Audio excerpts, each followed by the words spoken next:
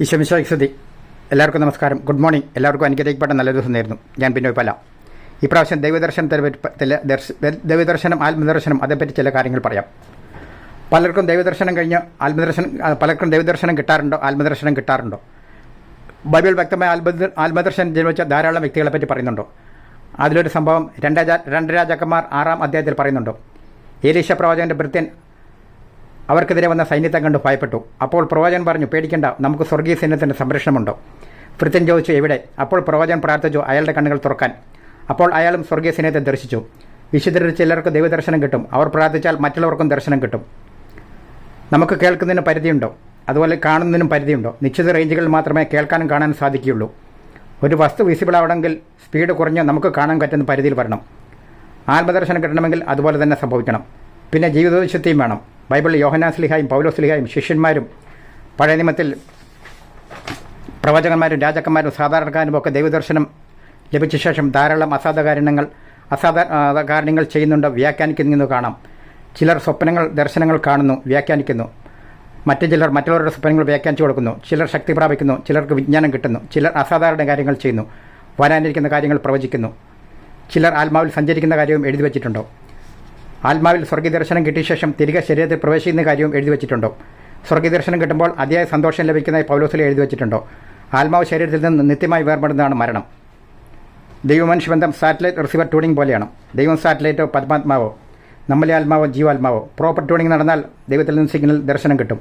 അന്തരീക്ഷം ക്ലിയറെങ്കിൽ സിഗ്നൽ കിട്ടുന്നത് പോലെ നമ്മിൽ പാപമില്ലെങ്കിൽ വേഗം സിഗ്നൽ കിട്ടും. പലർക്കും പലതരത്തിൽ ദൈവദർശനം കിട്ടും. ചിലർക്ക് ഭയങ്കര സന്തോഷം, ചിലർക്ക് സ്പാർക്ക് പോലെ തോന്നും. ഫുട്ബോൾ ദീർഘകാലമായി ഉപയോഗിച്ചില്ലെങ്കിൽ ബോൾ ക്രമേണ എംറ്റിയാകും. പിന്നെ പമ്പ് ചെയ്യണം എയർ. നിരന്തരമുള്ള പ്രാർത്ഥന, വിശുദ്ധ ഗ്രന്ഥ വായന, പരസ്നേഹ പ്രവൃത്തികൾ, കൽപ്പനകൾ പാലിച്ചുള്ള ജീവിതം, ഇതൊക്കെയാണ് പമ്പ്. ദൈനംദിന പ്രവൃത്തികൾ ചെയ്യുമ്പോൾ നമ്മിൽ ദൈവചൈതന്യം, ദൈവാത്മാവിൻ്റെ ശക്തി കുറയും. വീണ്ടും ആത്മാവിൽ ചൈതന്യം നിറയാൻ പ്രാർത്ഥിക്കണം. ദൈവവുമായുള്ള സംഭാഷണമാണ് പ്രാർത്ഥന. അത് 1 വേ അല്ല, 2 വേ ആയിരിക്കണം. ടെലിഫോൺ സംഭാഷണം പോലെ പറയാം. അതിൻ്റെ ഒരറ്റത്ത് ദൈവം, മറ്റേറ്റത്ത് നമ്മൾ. ക്ഷമ വേണം. ദൈവം നേരിട്ട് ദർശനങ്ങൾ വഴി, നല്ല കൂട്ടുകാർ വഴി, ചില സംഭവങ്ങൾ വഴി ഒക്കെ ജീവിതത്തിൽ ഇടപെടും.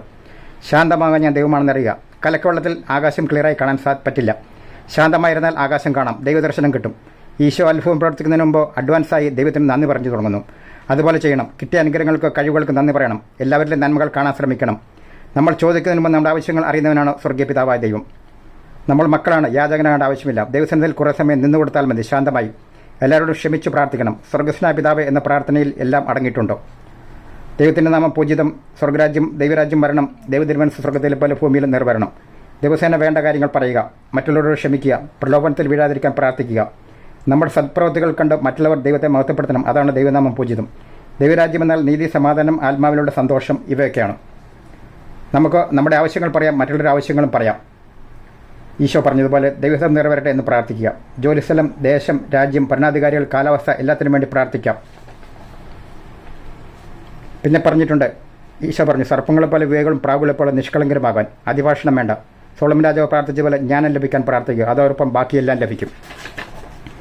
സുഭാഷിതങ്ങൾ പറയുന്നു, തൻ്റെ പ്രിയപ്പെട്ടവർ ഉറങ്ങുമ്പോൾ കർത്താവ് വേണ്ടത് നിൽക്കുന്നു. ഉറങ്ങുന്നതിന് മുമ്പ് നന്ദി പറഞ്ഞു കിടക്കുക. ഇതുവരെ ചെയ്ത അനുഗ്രഹങ്ങൾക്കോ ആരോഗ്യത്തിനോ ശ്വാസോച്ഛ്വാസത്തിനോ എല്ലാത്തിനും തീർക്കാൻ പറ്റാത്ത പ്രശ്നങ്ങൾ ചെറുതായി ഓർക്കുക. പകൽ പല കാരണങ്ങളാൽ തിരക്കായിരിക്കും. രാത്രി നമുക്ക് വേണ്ടത് ദൈവം തരും. രാവിലെ പ്രശ്നങ്ങൾക്കുള്ള മറുപടി കിട്ടും. ചിലപ്പോൾ അപ്രതീക്ഷിത ഫോൺ, അല്ലെങ്കിൽ നല്ല തോന്നലുകൾ, അല്ലെങ്കിൽ ഏതെങ്കിലും വഴി മറുപടി കിട്ടും. രാവിലെ നന്ദി പറഞ്ഞെണീക്കുക. വചനം വായിക്കുക. ആത്മാവിൽ നിറയുക. കിട്ടിയ വചനം, സ്പർശിച്ച വചനം ഓർക്കുക. ദിവസം മുഴുവൻ ഇടയ്ക്ക് ആ വചനം ഓർക്കുക, ധ്യാനിക്കുക.